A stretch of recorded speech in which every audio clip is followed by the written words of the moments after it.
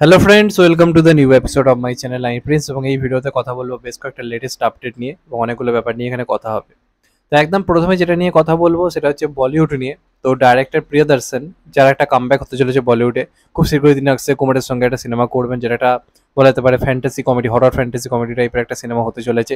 সেখানে আমরা তাদেরকে দেখতে পাবোই।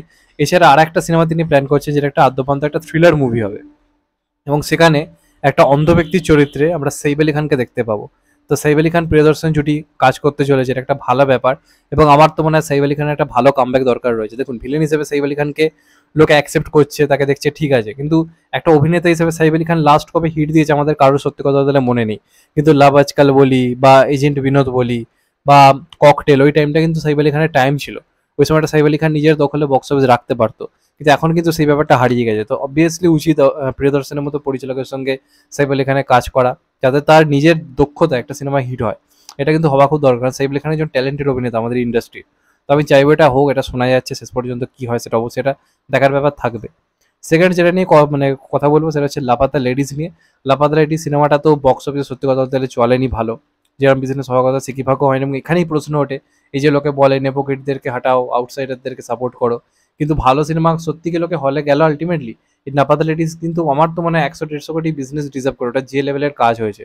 আজকে যদি স্টুডেন্ট অফ দ্য ইয়ার, যেখানেও তিনজন নতুন ছেলেমেয়ে ছিল, নেপোকিট ছিল, আমি তো সিদ্ধার্থ মালহোত্রাকে বাদ দিচ্ছি, কিন্তু বরুণ ধাওয়ান, আলিয়া ভাট, ওটাও আহামরি কিছু সিনেমা ছিল না, কিন্তু তখন নতুনদের দেখার জন্য সবাই লাফিয়ে উঠেছিল, যেহেতু তারা নেপোকিট ছিল।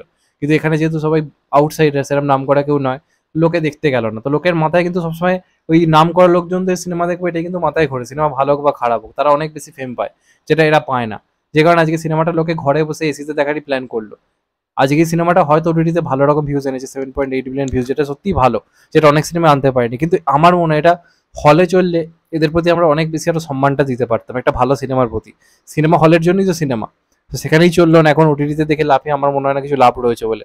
আমি যখন অনেক করে বলেছিলাম যে সিনেমাটা হলে যান, নাহলে আপনি পস্তাবেন। এখন সবাই আফসোস করছে যে কেন এটা হলে দেখলাম না। তো আমাদের অডিয়েন্স সত্যি কথা বলতে অনেকটা পিছিয়ে রয়েছে, এ নিয়ে কোনো সন্দেহ নেই। আরও একবার কোথাও গিয়ে এটা প্রমাণিত। তো যাই হোক, এটা নিয়ে মনে হলো কথা বলা দরকার, যে কারণে বললাম। তোমাদের এটা নিয়ে কি মত কিন্তু অবশ্যই জানিও। এরপর যেটা নিয়ে কথা বলবো সেটা হচ্ছে কাইথি 2 নিয়ে। কাইথি 2 সংক্রান্ত একটা নতুন আপডেট সামনে এসছে। তো এইখানে যেটা গল্প আমরা জানতে পারবো, দিল্লির আগের জীবন নিয়ে সিনেমাটা হতে চলেছে। এই সমস্ত কিছু যেগুলো কাইথিতে ঘটেছিল তার আগের জীবন নিয়ে কাইথি 2 হওয়ার প্ল্যান চলছে। এবং তারপর যেটা জানা যাচ্ছে, লোকেশ কানাকরাজ নাকি প্ল্যান করছে তারপরে রোলেক্স 2 আনার, মানে রোলেক্সকে নিয়ে একটা পুরোপুরি আলাদা একটা সিনেমা হবে, যেখানে রোলেক্সের জীবন সম্বন্ধে আমরা জানতে পারবো।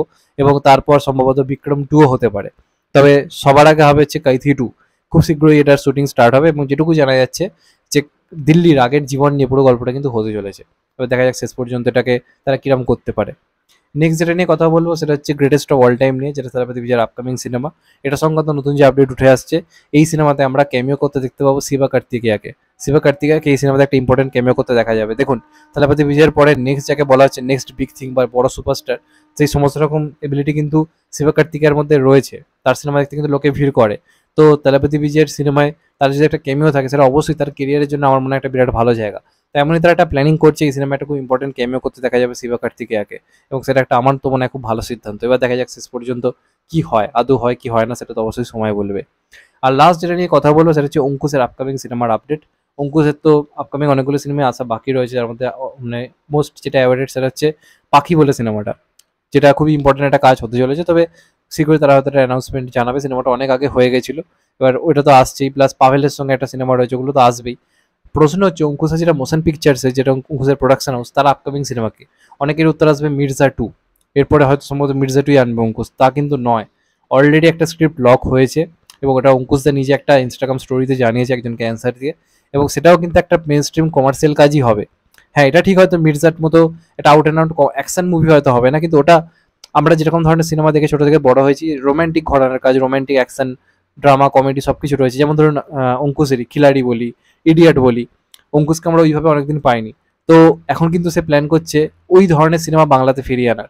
এবং ওটাও কিন্তু একটা out and out mass movie হবে, ওটা তো অ্যাকশন, কমেডি, ড্রামা সবকিছুই থাকবে। এবং সিনেমাটা খুব বড় করেই বানানোর তারা প্ল্যান করছে। কিন্তু সিনেমাটা মানে কিছুটা মাস অডিয়েন্সের জন্য, কিছুটা ফ্যামিলি অডিয়েন্সেরও ব্যাপার থাকবে সিনেমাটার মধ্যে। কারণ অঙ্কুশ এটা বুঝেছে ফ্যামিলি অডিয়েন্সকে ভাই টানতে হবে। আজকে মির্জার ক্ষেত্রে ফ্যামিলি অডিয়েন্সের ভিড় কম হয়েছে বলে সেই কালেকশন হলো না যেটা ডিজার্ভ করে।